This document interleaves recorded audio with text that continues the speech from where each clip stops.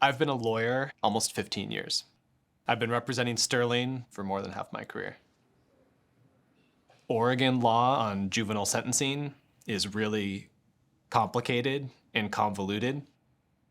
When Sterling committed the crimes in 1994, the legislature and the parole board, they just basically forgot that there was this category of juvenile offenders who are going to be convicted of aggravated murder who were going to need some way to be released eventually. It was just an oversight. And during that time, when there was this gap in the law, there were 5 kids who were convicted of aggravated murder in Oregon. And those 5 kids came to be known as the Oregon Five. 3 of the Oregon Five are still in prison. And so it's over 25 years of litigation to try to get this release mechanism.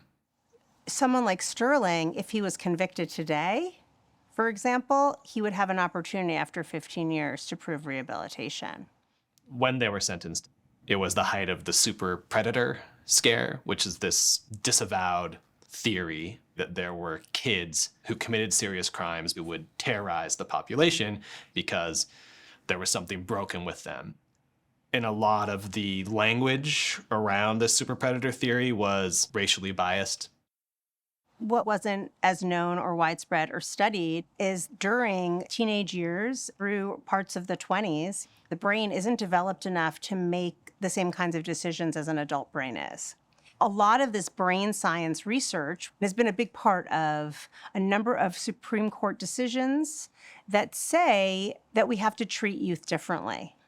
Oregon passed new juvenile justice laws that said it's going to be a lot harder for a teenager to be convicted in adult court.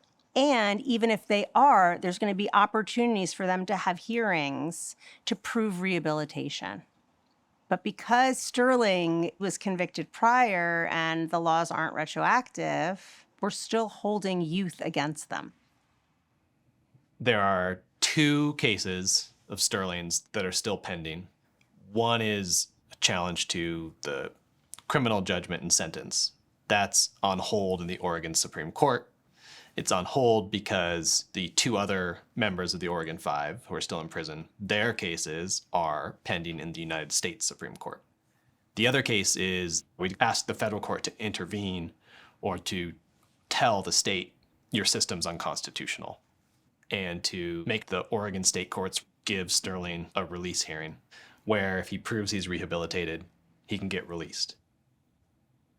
I don't know which one's more likely to win, and there are lots of ways that Sterling could lose. Everything would have to break right for us to win.